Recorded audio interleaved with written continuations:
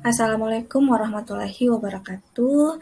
Selamat datang di video kali ini di pertemuan ke-5,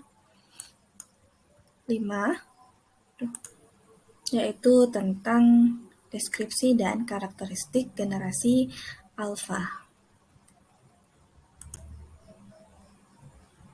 Nah, pada materi ini kita menggunakan salah satu buku, yaitu Membuat Media, Bimbingan dan Konseling Berbasis Aplikasi, Editing, dan Canva.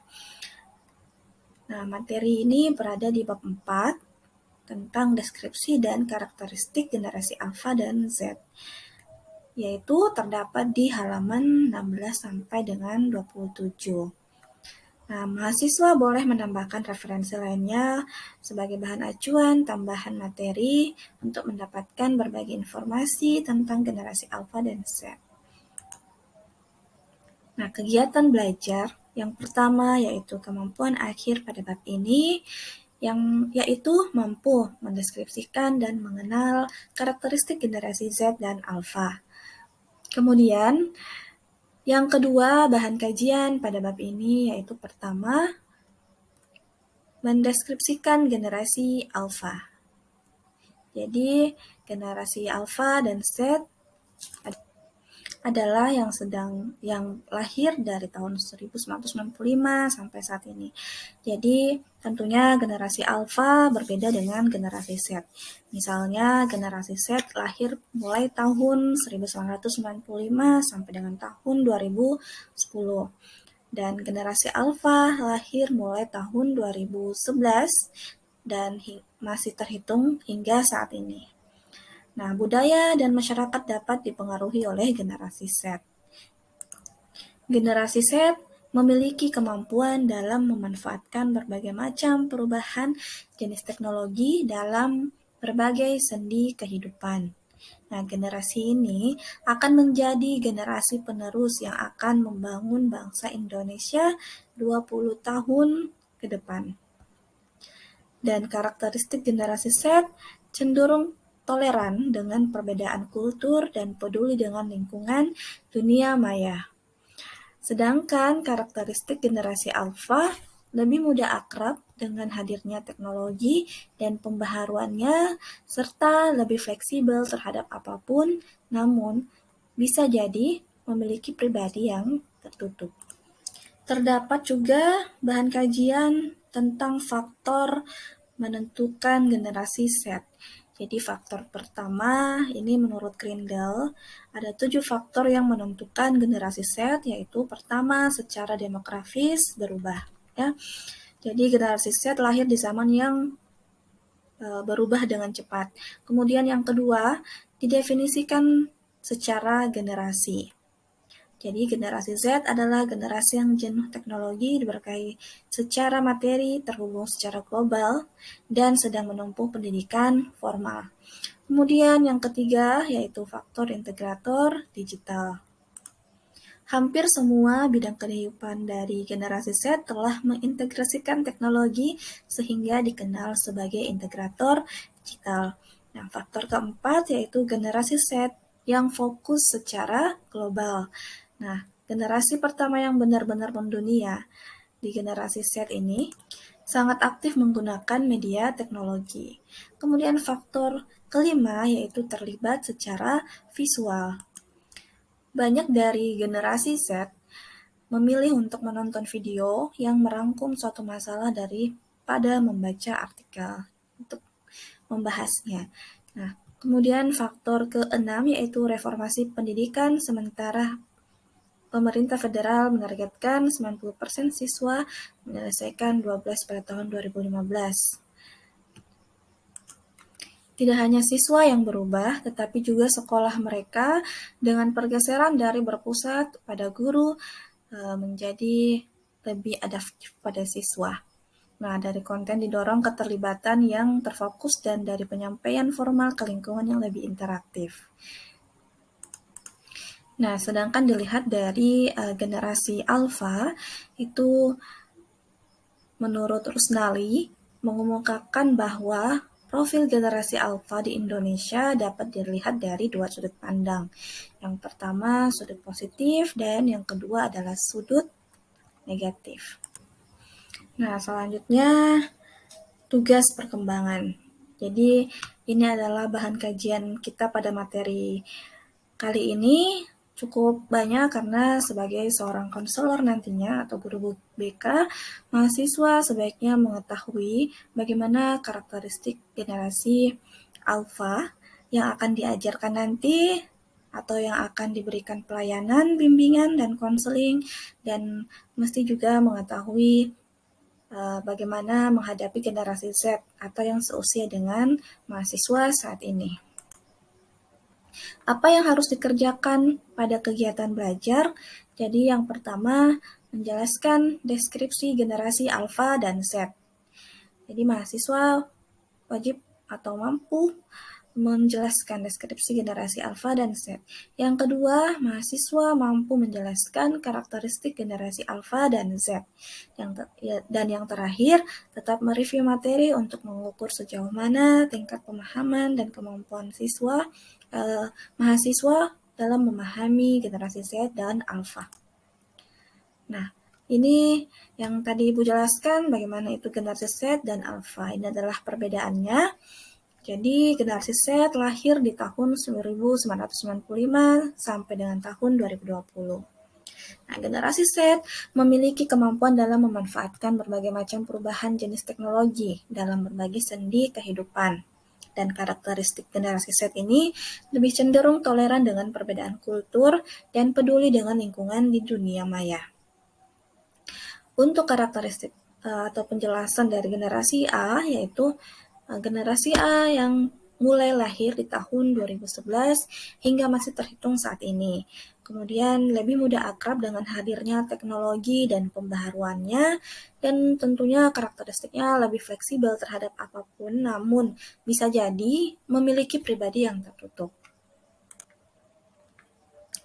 Nah, sudut pandang generasi alfa ada yang positif dan ada yang negatif. Nah, misalnya yang positif, yaitu generasi alfa memiliki kelebihan yang lebih terspesialisasi, karena alpers atau generasi alfa memiliki kebebasan dalam memilih. Kemudian, yang kedua yaitu mengembangkan konten digital yang sesuai dengan minat dan bakat mereka. Jadi misalnya senang dengan dunia musik, maka ia atau generasi alfa bisa diarahkan untuk mencari banyak referensi mengenai musik dalam bentuk bacaan atau video. Dan yang ketiga, paparan informasi yang lebih cepat. Arus informasi di era digital begitu cepat saat ini, sehingga alpers dengan mudah untuk mengakses informasi apapun secara global.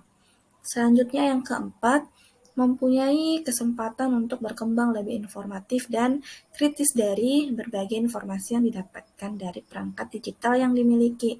Dan yang kelima, alpers dapat mempengaruhi lingkungan karena dapat memainkan perannya. Selain itu juga mempunyai pengaruh besar di lingkungan sekitarnya. Dan yang keenam, generasi alpha atau alpers lebih fleksibel dalam menggunakan kecanggihan teknologi digital yang dapat mempermudah berbagai aktivitas kehidupan sehari-hari sehingga alpers tidak dibatasi oleh ruang dan waktu dalam melakukan hal-hal yang bermanfaat. Nah, itu tadi adalah sudut positif. Sekarang, sudut negatifnya yaitu yang pertama, alpers tidak bisa lepas dari gawai sehingga generasi ini selalu menggunakan gawai setiap hari, sehingga dapat juga menyebabkan kecanduan atau ketergantungan dari tujuan menggunakan gawai. Yang kedua, alpers agak lebih cenderung tertutup atau kurang ramah karena selalu memiliki aktivitas yang padat dan fokus pada tujuan yang sesuai dengan zamannya. Maka waktu untuk bersosialisasi saja itu biasanya sangat kurang. Yang ketiga, jiwa kreativitas pada generasi alpers atau alpha sebenarnya ada, akan tetapi kreativitas yang mengaitkan dengan psikomotorik kasar anak ternyata kurang, karena generasi ini lebih sering menggunakan teknologi atau gawai yang bekerja secara instan. Nah, yang keempat, alpers bersikap individualistis. Nah, ini meskipun tidak semuanya, tapi cenderung mengarah ke sikap seperti individualistis. Maksudnya, segala kegiatan yang dilakukan fokus pada keinginan dan pikiran yang dianggap benar saja. Dan yang kelima, generasi Alpha atau Alpers menginginkan sesuatu yang instan dan kurang dalam menghargai proses. Dan yang terakhir, kesibukan generasi Alpha dengan gawai membuat mereka terasing secara sosial karena hampir semua waktu yang dimiliki dalam sehari digunakan dengan gawai atau media teknologi lainnya. Untuk itu, perlu dipahami tugas perkembangan individu. Jadi generasi Z dan Alpha berada dari tahun 0 atau baru lahir sampai dengan 21 tahun. Nah, jadi generasi Z berada di tahap perkembangan remaja dan generasi Alpha berada di tahap perkembangan anak hingga memasuki remaja awal. Jadi misalnya tugas perkembangan pada masa bayi dan anak-anak yaitu anak-anak awal mulai dari lahir sampai dengan usia 6 tahun. Misalnya tugas perkembangannya belajar berjalan, belajar mengambil benda-benda padat, belajar berbicara, belajar menguasai benda, termasuk gawai yang sering dihadapkan dengan anak-anak, kemudian mencapai stabilitas fisiologis, mempelajari perbedaan jenis perilakunya, kemudian pembentukan konsep sederhana tentang realitas fisik dan sosial, kemudian belajar menciptakan hubungan dirinya secara emosional kepada orang tuanya, saudara-saudara, dan orang lain. Kemudian tugas perkembangan lainnya yaitu belajar membedakan salah atau benar dan pengembangan kata hatinya. Nah, untuk memasuki masa kanak-kanak akhir dan anak sekolah itu berada di usia 6 sampai 12 tahun. Nah, tugas perkembangannya yang pertama belajar keterampilan fisik untuk pertandingan biasa sehari-hari, misalnya untuk kompetisi kecil di sekolah. Kemudian yang kedua, membentuk sikap yang sehat terhadap dirinya sebagai organisme yang sedang tumbuh kembang. Dan yang ketiga, belajar bergaul dengan teman-teman sebaya. Yang keempat, belajar peranan sosial yang sesuai dengan peranan sosial yang sesuai sebagai pria ataupun wanita. Kemudian yang kelima, mengembangkan keterampilan dasar dalam membaca, menulis, dan berhitung. Yang keenam, mengembangkan konsep-konsep yang perlu bagi kehidupan sehari-harinya. Nah, untuk masa remaja, di sini usia 12 tahun sampai 21 tahun. Tugas perkembangannya yaitu pertama, mencapai hubungan-hubungan yang baru dan lebih matang dengan teman-teman sebaya dari kedua jenis generasi ini. Kemudian yang kedua, mencapai suatu peranan sosial sebagai pria atau wanita. Yang ketiga, menerima dan menggunakan fisiknya secara efektif. Yang keempat, menerima dan menggunakan fisiknya yang keempat, mencapai kebebasan emosional dari orang tua dan orang lainnya. Yang kelima, mencapai kebebasan keterjaminan ekonomis, dan yang keenam, terakhir memilih dan mempersiapkan diri untuk suatu pekerjaan atau jabatan. Nah, mengapa perlu diketahui tugas perkembangan? Karena generasi Z dan generasi Alpha merupakan anak dan remaja yang sedang mengalami tahap perkembangan, usia perkembangan yaitu mulai dari lahir hingga 21 tahun. Jadi sebaiknya untuk mengetahui hal tersebut kita harus bisa membedakan usia generasi Alpha dan generasi Z. Oke, sekian pengantar mata kuliah hari ini. Selamat mengerjakan dan terima kasih. Assalamualaikum warahmatullahi wabarakatuh.